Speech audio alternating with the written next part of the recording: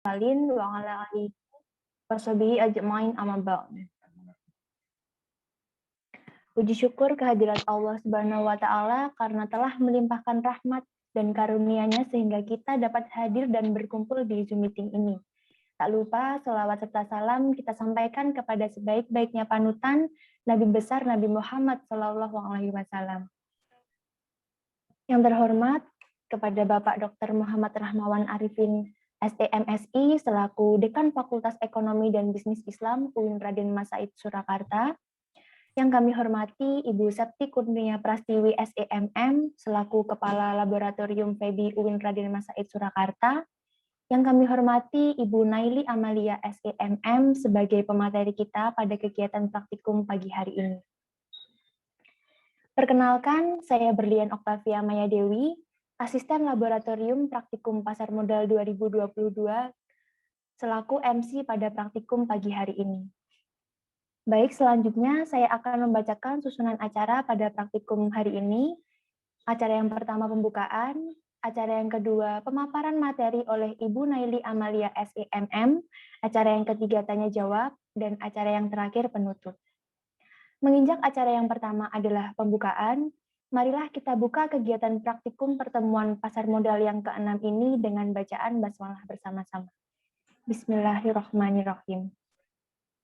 Untuk mempersingkat waktu, kita akan melangsungkan susunan acara yang kedua, yaitu penyampaian materi, tanpa mengurangi rasa hormat kepada Ibu Naili Amalia SEMM, waktu dan tempat dipersilahkan.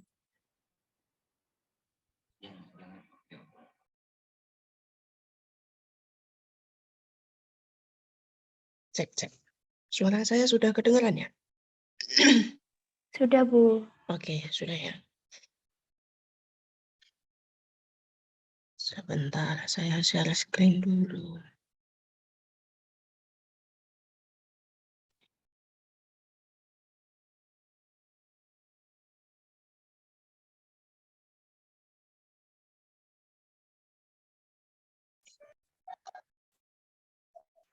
Sudah terlihat ya? Sudah, Bu.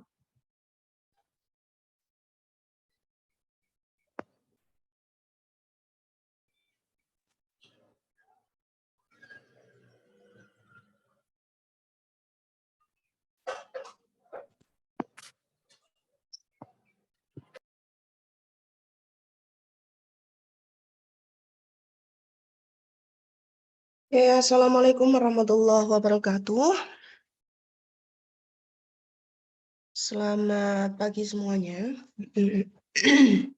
Semoga selalu dalam keadaan sehat ya, begitu. Di kondisi yang kurang menentu ya sekarang itu. Mohon maaf ya kalau saya agak suaranya agak bindeng gitu ya, karena saya juga terserang flu gitu ya, terserang flu. Jadi mohon dimaklumi gitu ketika nanti suara saya agak kurang begitu bersahabat buat teman-teman semua. Semoga apa yang nanti kita pelajari bareng gitu tidak mengurangi rasa tidak mengurangi rasa semangat bagi teman-teman untuk belajar di pagi hari ini. Oke. Kita ketemu pada lab pasar modal setelah minggu-minggu kemarin teman-teman pastinya sudah belajar mengenai analisis fundamental, terus belajar mengenai apa itu saham dan lain sebagainya. Tentu saya pikir pasti teman-teman sudah tahu. Tentunya juga bagi teman-teman yang sudah ikut SPM gitu ya, pasti kurang lebihnya gitu ya, tahu gitu ya mengenai apa itu saham dan lain sebagainya begitu. Menginjak pada pagi hari ini untuk kemungkinan beberapa kali pertemuan ke depan nanti akan ketemu saya, kita belajar bareng, sharing bareng mengenai teknik analisis teknikal gitu ya.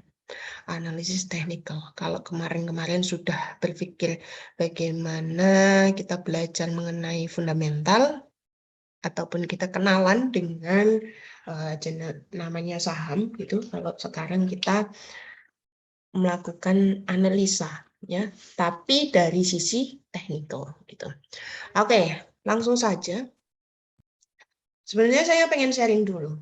Kita harus tahu dan paham terlebih dahulu ya di dalam PEI atau pasar modalnya itu ya, di dalam pasar saham itu ada berbagai macam perusahaan ya. Banyak banget gitu ya, ada ratusan gitu ya, ratusan perusahaan. Tentu kita akan kewalahan dan bingung untuk bagaimana kita sih memilih sebuah saham gitu ya. Kita akan bingung, kebingungan memilih saham. Kira-kira saya itu cocoknya investasi di perusahaan mana, kan begitu. Nah, itu yang akan menjadikan PR. Maka dari itu, sebelum kita pilih, harus kita lakukan analisa. Tidak asal, gitu ya. Tidak ngasal saja kita sebagai investor itu ngasal saja, beli saja, ngasal. Tidak.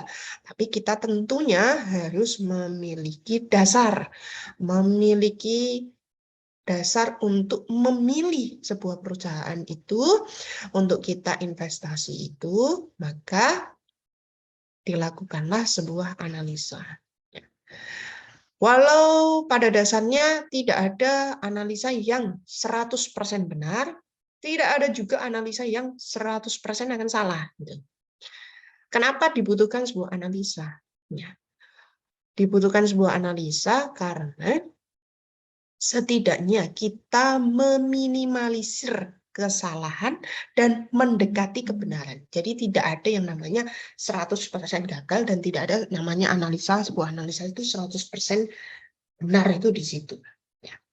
Meminimalisir kegagalan atau risiko dan mendekati kepada kebenaran. Makanya probabilitasnya itu tidak mencapai full 0 atau full pada 100%. Iya. Maka di tengah-tengah di antara itu. Nah, itulah sebuah analisa itu konsepnya. Maka dari itu kita perlu sadar ya bahwa di pasar yang banyak itu tadi ya, ada berbagai macam perusahaan. Kita harus tahu di dalam BEI itu dibagi menjadi 12 sektor. Maksudnya apa sektor itu? Sektor itu adalah pengelompokan perusahaan. Pengelompokan jenis perusahaan. Jadi banyak perusahaan yang ada di BEI itu dikelompokkan, dijenis-jeniskan ya, sesuai dengan kelompoknya. Contoh, kelompok energi ya. Jadi isinya adalah perusahaan-perusahaan yang bergerak pada bidang energi. Begitu juga healthcare, berarti perusahaan-perusahaan yang bergerak pada bidang healthcare ya, entah itu rumah sakit, entah itu produsen obat dan lain sebagainya. Nah, ini yang lagi-lagi hangat-hangatnya ya, hype-hype-nya mengenai obat. Jadi setelah tahun 2020 yang dulunya BEI memecah sektornya pada 9 sektor, setelah tahun 2020 itu sekarang membagi menjadi 12 sektor yang terdiri dari energi, consumer cycle, teknologi, basic material, healthcare, infrastruktur, industrial, finance, transportation, consumer, property, dan real estate, sama investment product. Saya kasih contoh saja satu-satu. Ya. Contoh yang bergerak pada bidang energi apa? Gitu ya. Perusahaan apa? Oh, Elsa, Adro, ya, Harum, itu masuk dalam bidang energi. Gitu. Terus, contoh lagi pada bidang consumer, ya, consumer cycle. Apa contohnya? Contohnya ada ERA, ya. Ya, ACES. Tahu ya, saya tuh paling seneng itu menyebutkan perusahaan pakai kodenya ya. Jadi kalau teman-teman agak kurang paham ya, nanti sembari belajar. ACES itu kalau kita ke mall ya, yang jarang teman-teman kunjungi ACES. Ace Hardware ya, pasti tahu kalau di mall-mall Solo ada Ace Hardware. Contoh juga Era itu yang jualan Era phone itu cuma. Lalu kalau healthcare, contohnya apa? Banyak banget ya. Contohnya adalah Heal, Care, KLBF, Silo, KLBF itu Kalbe, Siloam, dan sebagainya. Itu contoh-contohnya. Finance, kalau kita yang sering kita dengar itu di finance. Finance itu contohnya bank, perbankan, ya, perbankan, BPCA, BBRI, BBNI gitu ya. Ini mengenai sektor, maka kita harus tahu di dalam perusahaan, di dalam BEI itu terbagi menjadi 12 sektor. Nah, biasanya ya ketika satu sektor naik, maka perusahaan yang ada di sektor itu akan bergeraknya seiringan. Ya. Jadi bergeraknya akan seiringan ketika contoh ini finance beberapa minggu kemarin mengalami penurunan, ya. Mengalami penurunan, begitu juga bank-bank yang gede juga turun harganya. Nah, tapi mulai minggu ini, mulai Senin kemarin, ya perbankan udah mulai merangkak naik, ya naiknya tajam. Nah, bank-bank semua juga ikut naik. Jadi gitu, circle-nya itu begitu. Ya, jadi ketika satu atau dua ada yang mengalami penguatan, maka yang lainnya akan ikut satu kelompok pada sektor itu akan ikut. Itu yang perlu diketahui. Next, kita harus selain kita tahu pembagian sektor, kita harus tahu lapisan-lapisan saham berdasarkan kapitalisasi market. Ya. Kapitalisasi market itu apa? Perdagangannya, ya, perdagangan sahamnya ya, dalam harian. Jadi saya kelompokkan menjadi 3. Yang pertama adalah berdasarkan kapitalisasi market, saham itu dibagi menjadi 3. Yang pertama ada first liner, atau orang sering menyebutnya adalah perusahaan-perusahaan blue chip, gitu ya, perusahaan-perusahaan blue chip. Yang kedua ada second liner, atau perusahaan-perusahaan yang menengah, ya, kapitalisasinya sedang-sedang saja. Nah, yang ketiga adalah perusahaan third liner, atau sering disebut dengan perusahaan-perusahaan gorengan. Ya. Nah, bagaimana kita memahami dari lapisan perusahaan tersebut? Perusahaan first liner merupakan saham, ya, saham-saham yang tergolong pada kapitalisasinya lebih dari 10 triliun. Kapitalisasinya lebih dari 10 triliun. Contohnya apa? Biasanya adalah perusahaan-perusahaan yang tergolong pada indeks LQ45. Ya. Indeks itu adalah ukuran dari saham itu indeks. Ukuran gabungan dari saham itu namanya indeks, ya.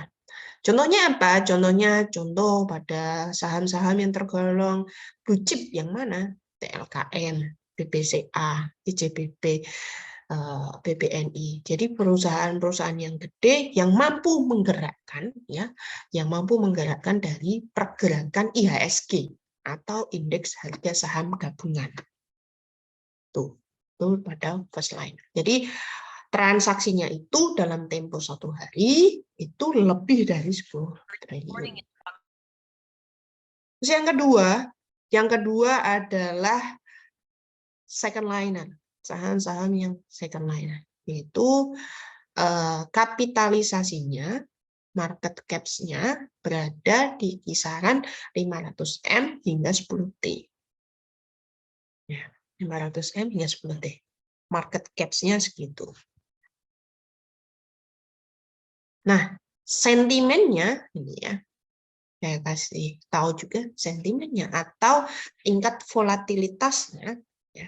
Kalau tadi belum saya sampaikan, kalau first liner volatilitasnya itu cenderung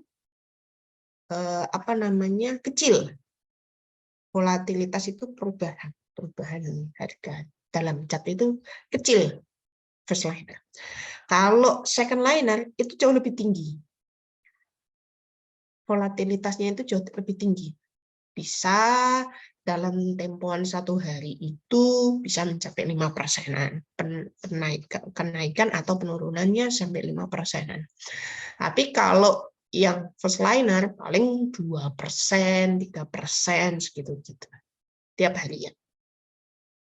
Nah, kalau second liner lebih agresif gitu ya. Volatilitasnya atau pergerakannya itu jauh lebih tinggi ya, sekitaran 5% ke atas dikit gitu. Contohnya bagaimana? Ya, contohnya apa? Perusahaan-perusahaan yang tergolong second liner.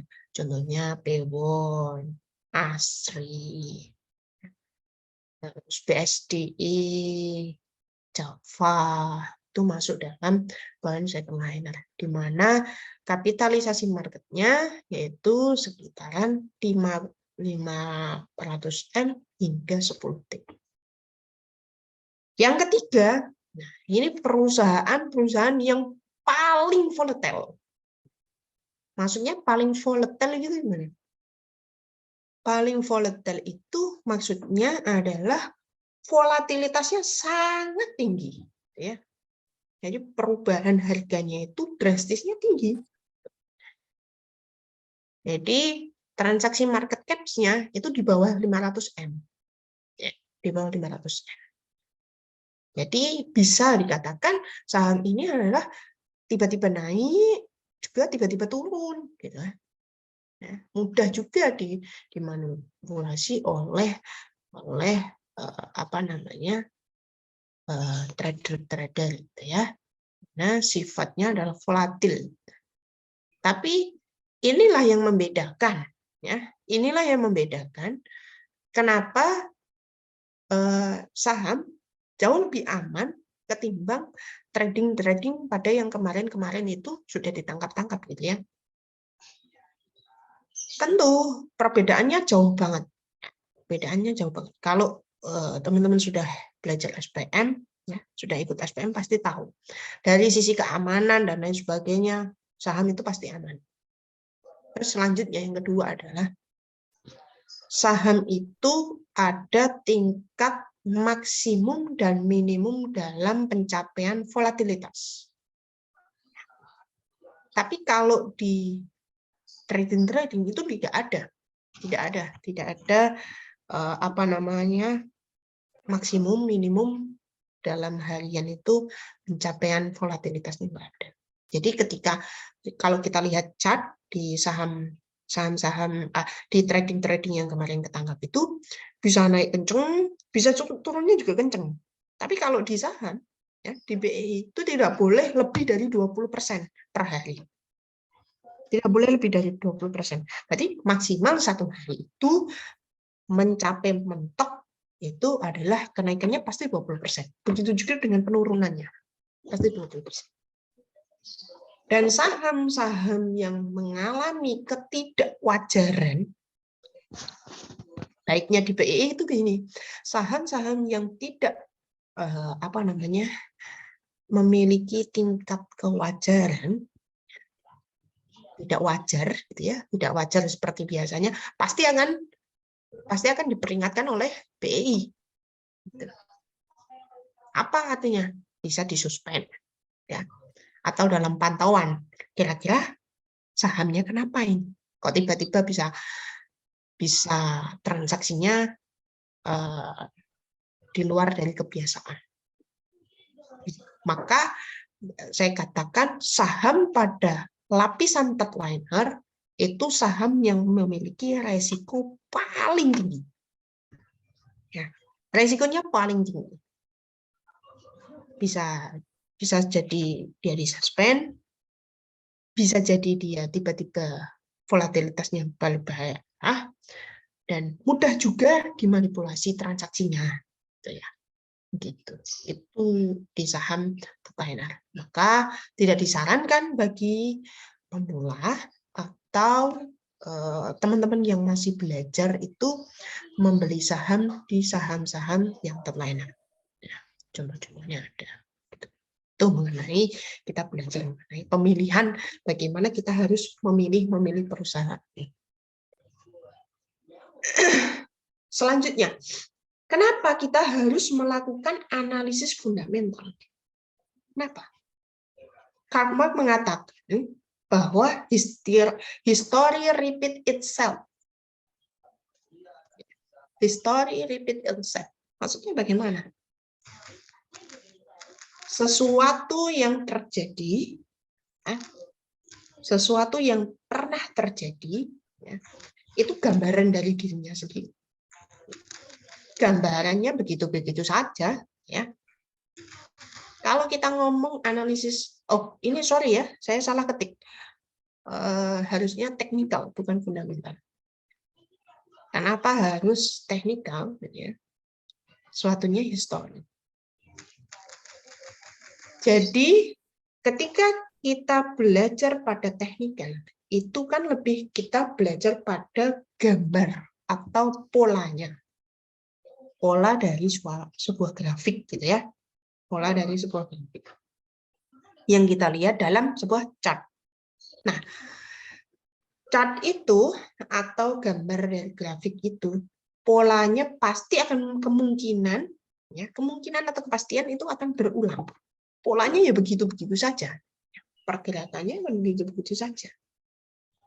Maka ketika kita belajar teknik analisis teknikal, kita belajar teknikal, kita untuk menentukan pergerakannya ini akan bagaimana.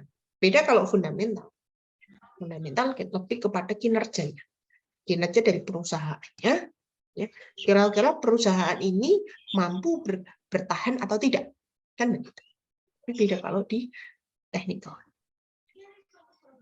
Teknikal itu ada polanya.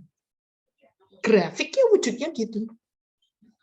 Grafik itu wujudnya adalah fluktuatif, bisa naik dan juga bisa turun. Wujudnya begitu-begitu saja. Dan itu pasti akan mengulang. Nah, ini yang menjadikan bagaimana kita harus melakukan teknik analisis teknikal. Analisis teknikal. Bagaimana cara kita melakukan analisis teknikal? Analisis teknikal itu dilakukan dari harga, menganalisis sebuah harga. Harganya apakah dari harga sini, titik ini, nanti ke depan akan turun apa naik, kan begitu. Nah, tentu ada berbagai macam yang menjadikan kita dasar. Mulai dari kita tahu silkomnya, mulai kita tahu trennya, mulai kita tahu support dan resistennya, tahu pattern-nya dan candle-nya juga bagaimana. Selain itu kita juga bisa analisis volume perdagangan dari sebuah saham itu. Apakah volumenya menaik atau volumenya turun? Karena itu akan mempengaruhi harga. Apa sih, pertanyaannya kan demikian. Apa sih yang menyebabkan perubahan sebuah harga saham? Kan begitu. Perubahan harga saham ditentukan dari mana? Kalau kita belajar makro, ya, apa sih perubahan dari sebuah harga komoditas misalnya? Entah itu beras, entah itu cabai, entah itu telur dan lain sebagainya. Apa? Kan sama. Kan sama kalau diaplikatifkan. Bedanya adalah pasarnya pasar tradisional, kalau ini di pasar saham. Apa yang sama? Perubahan harga ditentukan faktor utama adalah supply and demand. Supply and demand-nya. Kalau supply-nya meningkat, ya, demand-nya turun, gimana akan harganya? Harganya pasti turun. Kalau suplainya turun, demand-nya meningkat, pasti harganya meningkat. Contoh, cabai langka, ya, cabai nggak langka, suplainya kan sedikit. Tapi peminat dari cabai itu banyak, ya, maka harganya akan mahal. Kan begitu.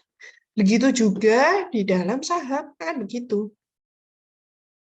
Ya, kalau banyak yang jual, yang beli sedikit, maka harganya akan turun.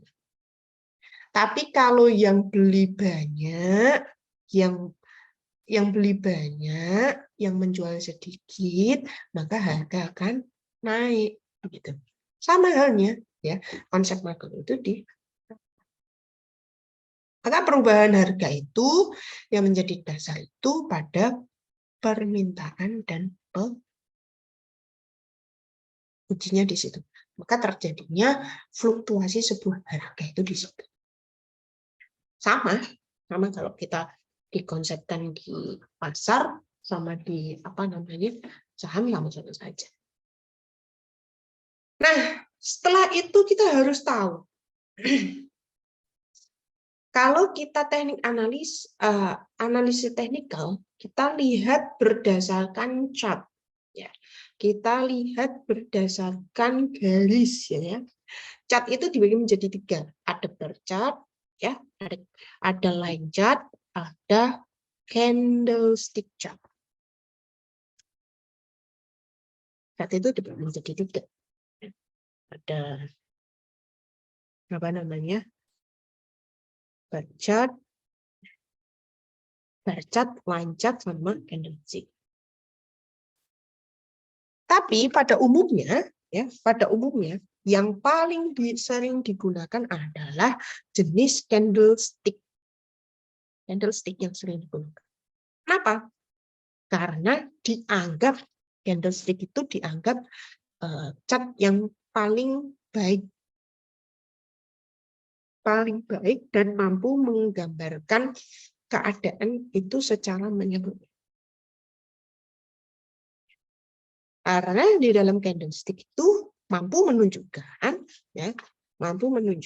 harga pembukaan, harga penutupan dengan agak jelas gitu, ketimbang kita pakainya bar atau pakai line. Terus pada ekornya juga menunjukkan harga bayangan atau harga sentuhan tertinggi dan harga sentuhan terendah. Itu tergambar jelas di candlestick. Maka biasanya yang sering digunakan adalah candlestick. Karena harga sebuah saham itu sifatnya selalu fluktuatif, maka kita harus lihatnya adalah pakai chartnya yang jelas gitu ya. Nah, kalau kita lihat chart, ya, kalau kita lihat di aplikasi-aplikasi, ya, kita lihat chartnya itu, kita bisa melihat chart dalam waktu tempo yang berbeda. Apa maksudnya? Kita bisa lihat dalam waktu tempo harian, seperti yang di bawah ini ya, harian. Itu kan Bank Syariah one day, itu berarti dalam harian. Tapi kalau yang week atau mingguan, sisi sebelah kiri, ya, one week itu mingguan. Chartnya kan berbeda. Begitu juga dengan month atau bulanan, harga bulanan. Berbeda cara. Nah, kapan sih kita harus memilih dan membaca dari sebuah chart itu berdasarkan entah nanti harian, mingguan, atau bulanan? Bagaimana? Ya tergantung kita. Kita itu posisinya sebagai apa dulu? Posisinya saya mau investasinya jangkanya panjang apa jangkanya pendek. Kan bisa-bisa saja, sah-sah saja, boleh-boleh saja di saham itu boleh-boleh saja. Kalau saya membagi membagi kriteria dari saham. Orang dari saham itu ada 3. Yang pertama adalah scalper, yang kedua adalah trader atau dia melakukan trading, yang ketiga adalah investor atau dia melakukan investasi. Nah, tentu dari ketiga karakteristik ini akan memiliki, pertama, strategi yang berbeda, kedua, memiliki posisi yang berbeda, yang ketiga adalah memiliki analisa yang berbeda juga, walaupun sama-sama dengan analisa teknikalnya. Berbeda. Ya. Mungkin saya mau investasi, jangka waktunya saya tuh mau menganalisa dalam tempo 1 bulan ke depan kira-kira perusahaan ini pergerakan harganya mau kemana. Ya. Jadi kalau begitu pilih saja yang penting. Nah, waktunya kayaknya singkat ya. Days itu menandakan bahwa dia cerminan harga saham berupa harian. Weeks berarti harga saham berupa mingguan. Kalau month berarti harga saham berupa, ini yang membedakan. Maka kita harus tahu terlebih dahulu. Nah, setelah kita tahu ya harus membacanya cat itu jenis mana gitu ya. Maka kita harus tahu yang namanya circle.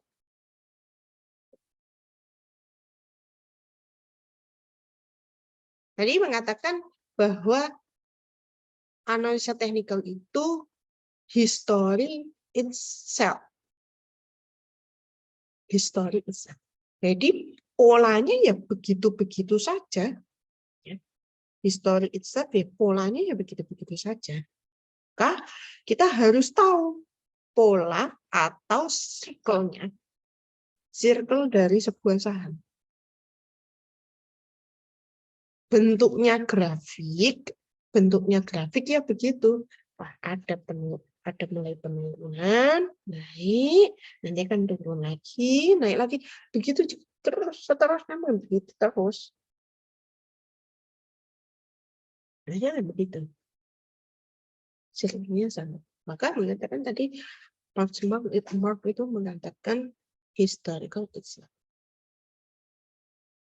Nah, kita harus tahu ya, posisi-posisi dalam circle itu, circle sebuah saham.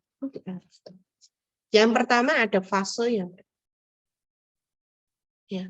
Fase pertama itu ya di mana dia bentuknya adalah setlist. Bentuknya adalah setlist. Polanya begitu, masih di bawah gitu ya.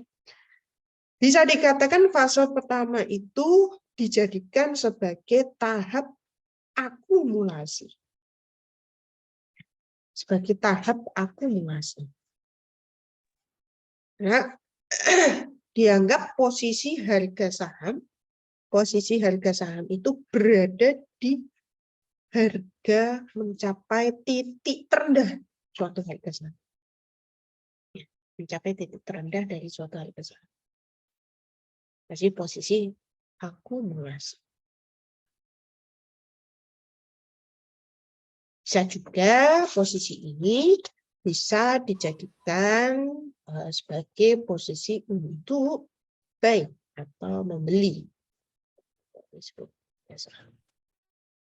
Boleh saja, kita harus tahu posisi. Oh, kira-kira kalau harga sahamnya begini, ya, ini berarti akumulasi. Posisinya di bawah. Nah, yang kedua adalah fase kedua. Ya, sudah mulai merangkak naik, gitu ya. Fase mulai merangkak naik. Namanya adalah markup. Tahap markup. Di mana posisi harga saham cenderung meningkat. Ya, cenderung meningkat. Posisi harga sahamnya cenderung meningkat.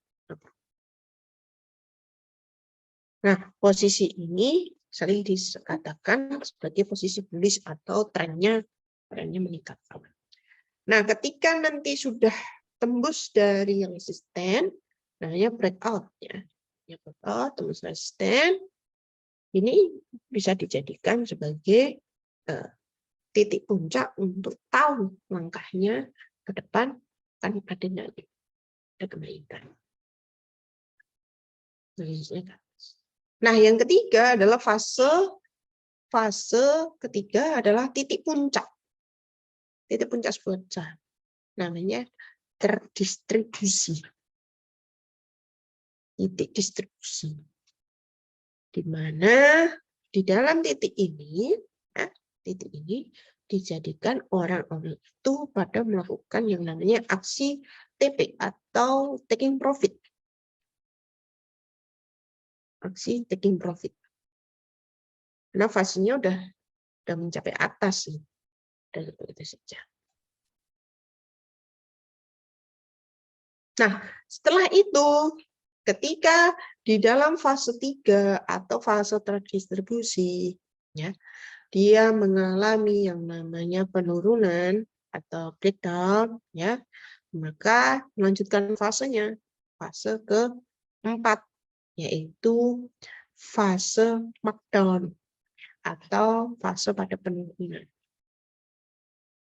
Nah, fase-fase itu merupakan fase akhir dari siklus. Nah, siklus dari saham menjadi grafik, pola grafik. Siklusnya begitu. Nah, ini fase keempat itu menjadi fase penurunan. Atau melakukan kondisi harga saham itu mengalami perbalikan arah. Yang awalnya arahnya meningkat, akan menjadi turun. Atau disebut dengan bearish. Nih, dari mulai meningkat, akan menjadi turun. Atau perbalikan arah.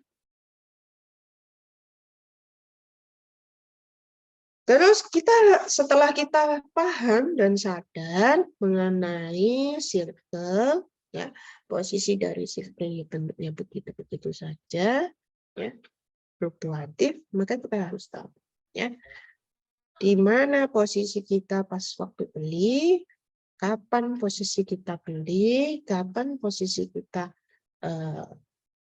taking profit, itu juga harus ditentukan. Maka dari itu dibutuhkan yang namanya planning. Ya. Butuhkan yang namanya planning. Target kita masuk kapan, target kita keluar kapan, termasuk target kita untuk membatasi resiko itu juga kapan. Karena ada kemungkinan hasil analisa kita itu salah. Karena kita tidak akan tahu pasar itu mau bergeraknya seperti apa kan gitu. Bisa juga dikatakan kalau pasarnya tidak support, jadi analisa kita terpatahkan kan begitu. Bisa saja terjadi. Nah, selanjutnya setelah kita tahu circle-nya, kita harus tahu tren dari sebuah saham. Tren saham itu terbagi menjadi 3, di mana ada uptrend atau sering disebut dengan bullish. Ada yang kedua namanya set trend, ya, set waist, yaitu pergerakan yang berada di situ-situ saja. Atau yang ketiga yaitu pergerakan downtrend, atau sering disebut dengan pergerakan bearish. Kita bedah satu-satu terlebih dahulu. Untuk apa sih kita memahami tren? Agar kita tahu ketika kita beli saham, ya, ketika kita beli saham itu ada pandangan, ya. Kira-kira nanti arahnya kemana itu ada pandangan. Ini contoh dari pergerakan uptrend ini. Uptrend itu di mana posisi grafik dari harga saham dibentuk mulai dari kiri bawah, membentuk diagonal dari mulai kiri bawah ke kanan atas. Ya, bentuknya diagonal dari kiri bawah ke kanan atas. Itu uptrend. Entah naik nanti bentuknya zigzag, ya, entah naik nanti bentuknya agak vertikal, ya agak vertikal. Kalau ini kan diagonal, ya, diagonal, landai, ya, landai. Dan biasanya sering apa namanya catnya itu sering berwarna hijau, ya. Lebih sering berwarna hijau ketimbang berwarna merah. Oke. Nah, yang kedua, sideways. Apa sih sideways itu? Sideways itu atau set trend itu merupakan bagaimana pergerakan harga sahamnya itu mendatar. Jadi lebih ke horizontal, ya. Harga sahamnya bergerak fluktuatif secara horizontal. Harga sahamnya bergerak fluktuatif secara horizontal. Jadi pergerakannya begini saja, di situ-situ saja, mencapai resisten dan support di situ-situ saja. Tidak breakout atau tidak breakdown. Pergerakannya mendatar. Itu namanya sideways. Nah, yang terakhir, kalau kita sudah tahu sideways, yang terakhir yaitu pada downtrend. Kalau uptrend tadi sifatnya diagonal dari kiri bawah ke kanan atas, kalau downtrend sifatnya diagonal dari kiri atas ke kanan.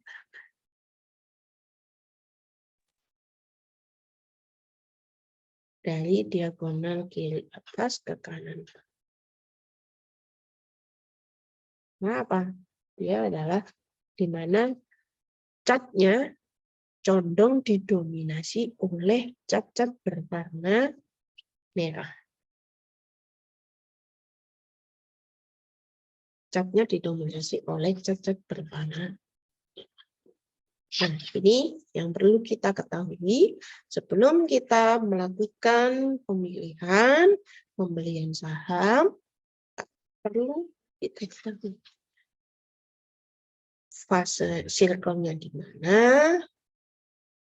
fasenya di mana, trennya, arah dari pergerakan grafiknya itu kemana, ya, agar kita bisa analisa.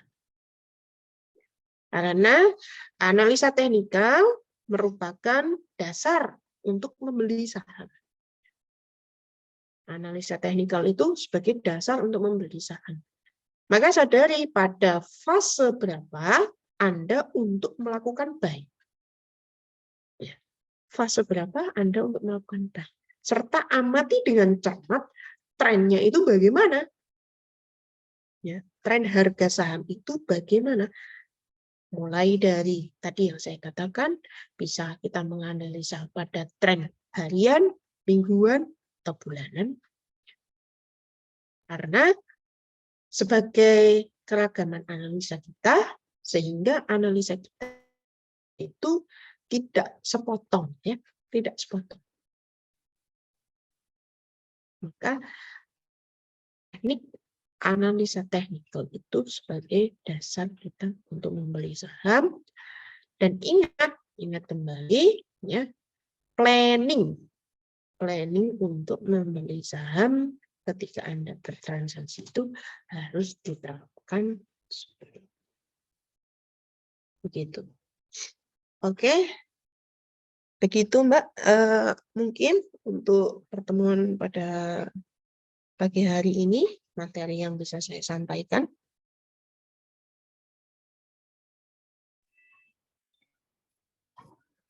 Baik, terima kasih kepada Ibu Naili Amalia SEMM atas pemaparan materi yang sangat luar biasa pada pagi hari ini. Nah, kemudian bagi yang ingin bertanya, silahkan tinggalkan pertanyaan di kolom chat Zoom dengan format nama, NIM, kelas, dan juga pertanyaan. Saya mengingatkan bagi mahasiswa yang memberikan pertanyaan akan mendapatkan nilai tambahan. Silahkan yang ingin bertanya. 주는 거 트렌드야. 우린 엄청 세련된 부모라고.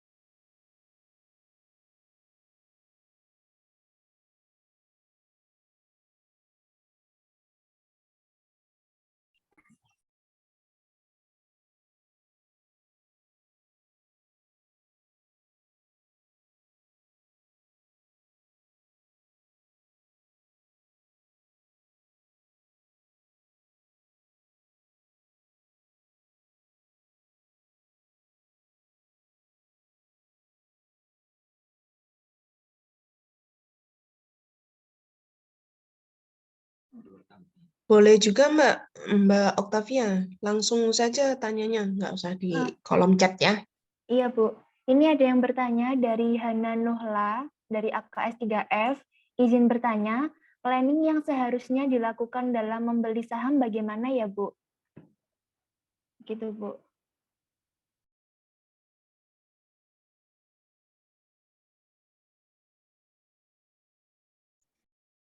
Planning yang harus dilakukan dalam membeli saham bagaimana?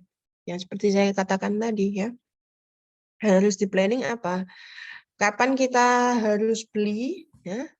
Maka dilakukan analisa posisi kita beli itu di mana ya. Tren saham tersebut itu bagaimana? Posisi fase kita itu di mana ya? Dari grafiknya itu kira-kira posisinya di mana? Gitu kan. Nah, setelah itu baru kita posisikan, kita mau beli kapan ya.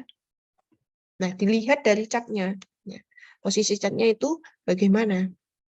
Apakah dia di fase 1, tadi yang sudah saya jelaskan, apakah sudah pada fase 2 atau justru fase 3. Nah, setelah itu, setelah kita tahu masuknya kapan, kita harus planning kan juga target profit kita tuh berapa. Target profit itu yang realistis saja berdasarkan chartnya. Yang realistis saja. Ya.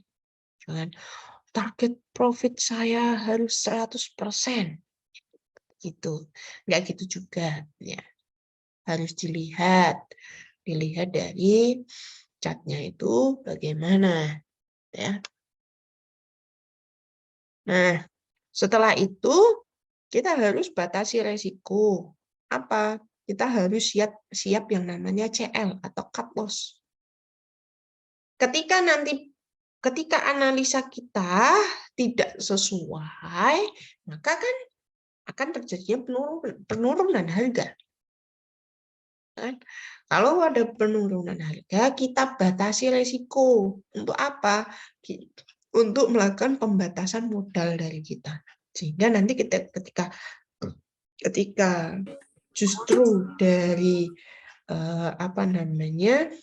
analisa kita berbalik arah, maka kita harus siap-siap yang namanya cut loss untuk membatasi risiko untuk mempertahankan modal kita. Nah, itu harus direncanakan di situ. Gitu ya. Baik, Bu, terima kasih. Selanjutnya ini aja, langsung ngomong saja. Saya biar ada interaksi antara mahasiswa sama sama saya ya, untuk yang mau bertanya. Jangan di kolom chat ya. Baik, Bu. Silakan untuk Ruri Kusdianti bisa on mic dan menyampaikan pertanyaannya.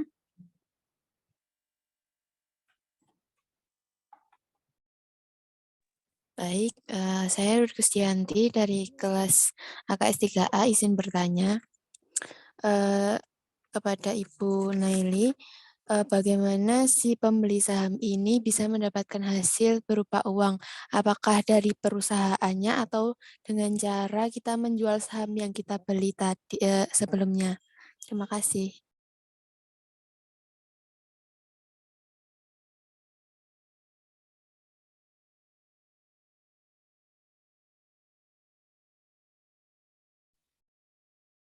Oke, berarti ini belum tahu nih ya, apa manfaat dari kita itu investasi di saham itu apa saja. Kok nggak tanya pas SPM ini? Kelas ini yang ikut SPM kemarin ya? Apa enggak? Minggu kemarin? Bukan? Iya, Bu, yang minggu kemarin. Nah, seharusnya udah harus tahu dulu nih ya. Apa keuntungan dari saham itu? Investasi saham itu apa keuntungannya? Ada beberapa keuntungan. Yang pertama adalah capital gain. Capital gain itu apa sih? Selisih dari harga jual dan harga beli.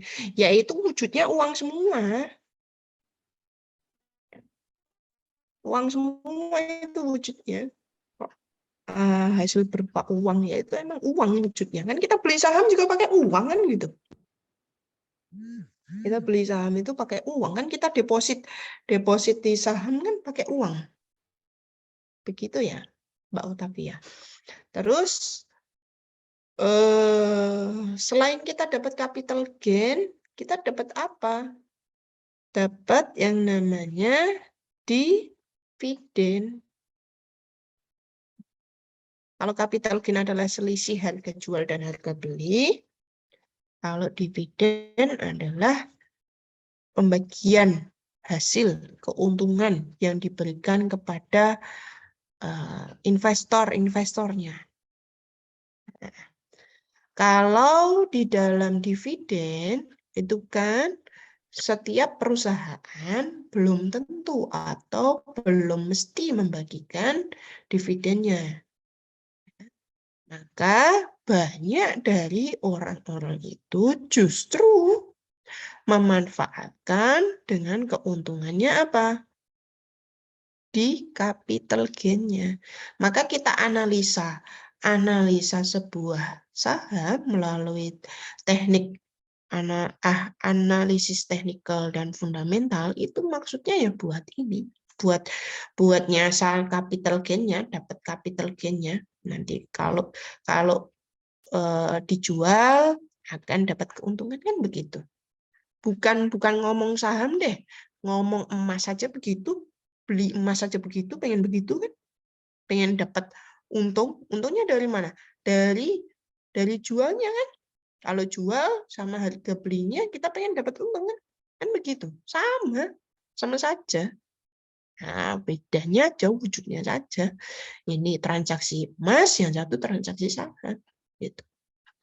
Itu maka keuntungannya itu di situ, yaitu wujudnya ini uang,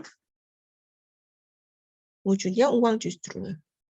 Nah, selain kita tahu untungnya, kita harus tahu ruginya dulu. Ruginya investasi di saham itu apa? Ini ruginya ya banyak. Ruginya banyak. Capital loss, ya.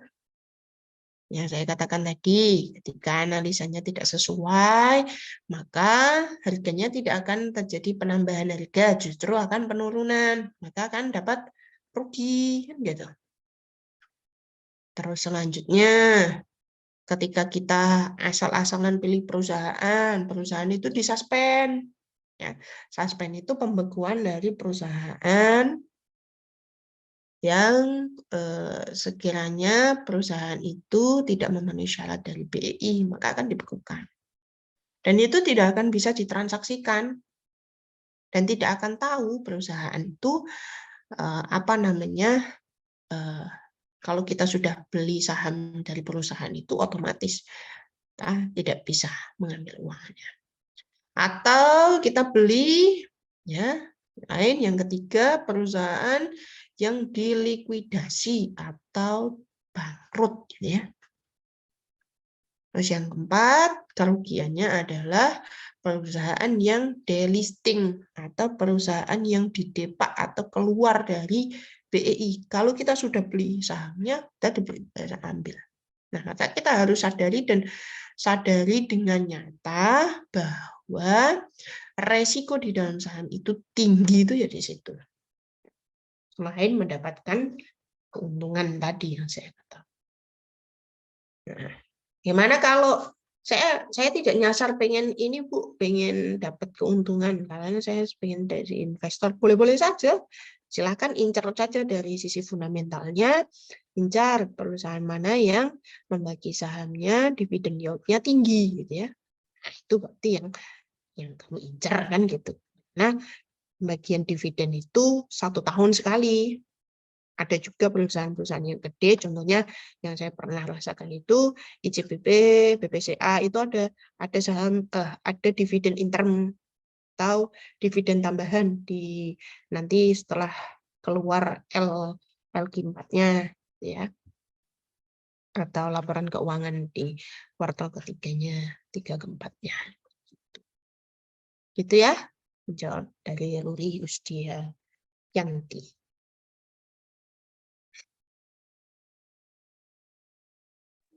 Baik, begitu Mbak Ruri, apakah ada feedback? Tidak, Mbak. Terima kasih. Baik, terima kasih. Untuk teman-teman, apakah ada yang ingin bertanya lagi?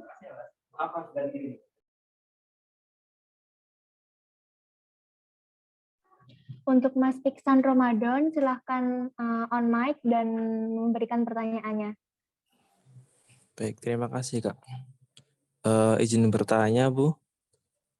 Tadi kan udah dikatakan bahwasannya ketika tren saham ataupun harga saham itu sendiri menurun, tidak sesuai ekspektasi analisa kita, itu kan harus langsung menjualnya ya, atau cut loss itu menjual dengan harga lebih rendah ketika kita membelinya.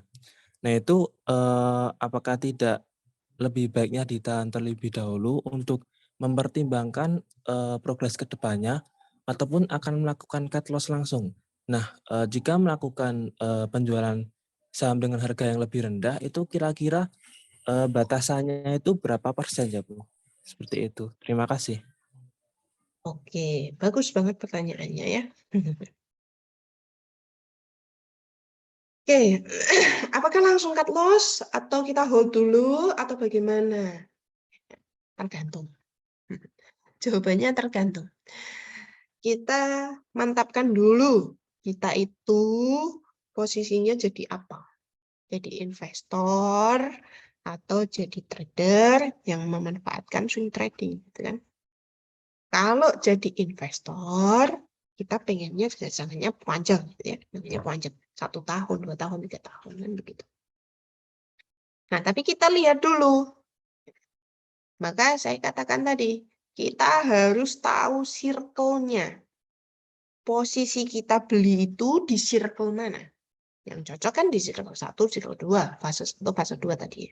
Saya katakan tadi. Nah, ketika di fase itu, ya, nanti besok minggu depan kita belajar mengenai apa namanya support resistance, gitu ya, support resistance. Maka ketika sudah mencapai titik breakout atau sudah berbalik arah, ya, trennya sudah berbalik arah, tidak sesuai dengan kita, maka harus mau tidak mau kita harus cut loss kan gitu. Nah, batasannya bagaimana? Kalau rata-rata ini tidak bisa menjadi patokan atau tidak bisa menjadi patokan pasti atau dan lain sebagainya, gitu ya. Biasanya kalau dia posisinya seorang trading, gitu ya, biasanya rugi 5% aja di cut loss gitu ya. Rugi 5% aja cut loss. Tapi ini bukan patokan pasti. Beda kalau investor biasanya jauh lebih tinggi ya. Investor itu 10%, minus 10% itu baru berani cut loss. Dan itu lihat, jadi bukan berarti sedikit-sedikit baru rugi 0,1% aja saya cut loss, enggak gitu juga ya, enggak gitu juga. Kita lihat kalau sekiranya trennya pas kita masuk itu masih di dalam support dan resistance dari yang kita analisa, berarti ya sudah kita pertahankan dulu, kan begitu. Jadi kalau ketika nanti sudah berbalik arah, ya trennya grafiknya itu kok berbalik arah, nggak sesuai dengan analisa saya. Analisa saya ketika saya beli di fase 1 itu harusnya kan berlanjut ke fase 2. Kok ini kok malah turun lagi gitu ya. Nah, ini yang menandakan ketika sudah terjadi patahan itu tadi, maka kita harus siap-siap dan nantinya cut loss gitu. Jadi tidak semata-mata rugi dikit langsung cut loss, rugi dikit juga enggak, tapi harus ada batasannya ya. Kita lihat dulu grafiknya itu trennya bagaimana gitu. Maka kita bisa menentukan hold dulu atau langsung di cut loss begitu. Tapi biasanya menjadi patokan gitu. Kalau seorang investor itu jauh lebih tingkat psikologisnya itu jauh lebih emosionalnya itu jauh lebih rendah karena dia tidak berpengaruh pada harga perubahan harga yang sedikit-sedikit itu tidak berpengaruh karena jangkauannya dia kan jangka panjang gitu ya. Tapi kalau trader biasanya berpengaruh karena dia pengennya hanya pemanfaatan tren semata gitu ya. Pemanfaatan tren dalam jangka waktu yang pendek begitu. Itu yang menjadi perbedaan. Gitu ya Ihsan ya. Dilihat dulu trennya itu ya masih dalam kategori analisa kita cermati atau tidak, atau justru pas kita beli justru trennya patah atau berbalik arah dari titik supportnya itu ya. Nanti kita akan belajar di minggu depan ya untuk titik support dan resistennya. Bagaimana Mas Iksan Ramadan? Apakah ada feedback? Tidak ada, Kak. Terima kasih, Bu, atas jawabannya. Oke.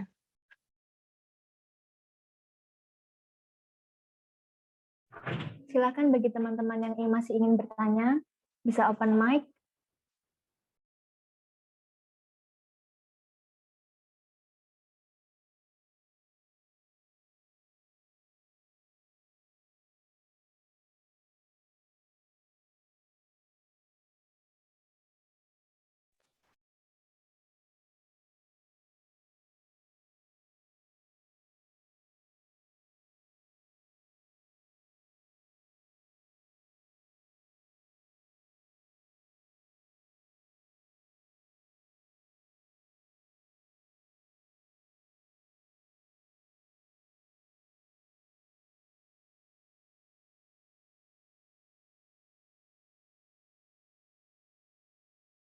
Bagaimana teman-teman? Apakah ada yang ingin bertanya lagi?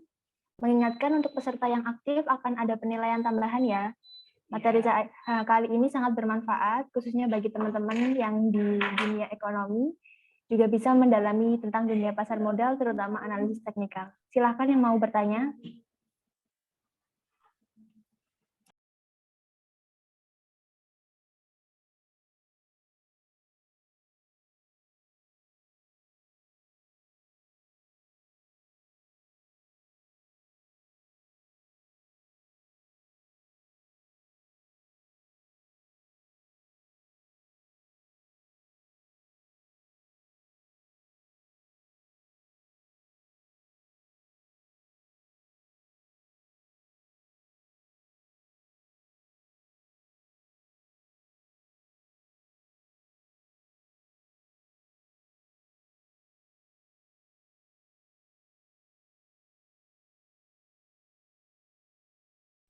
Baik, apabila tidak ada pertanyaan lagi, mungkin dapat kita akhiri untuk pertemuan kali ini. Terima kasih kepada Bu Naili, materi kali ini sangat bermanfaat dan menambah wawasan baru mengenai dunia pasar modal, utamanya pada analisis teknikal. Namun sebelum pertemuan ini ditutup, mungkin dari Bu Naili sendiri boleh apabila ingin memberikan closing statement, dipersilahkan.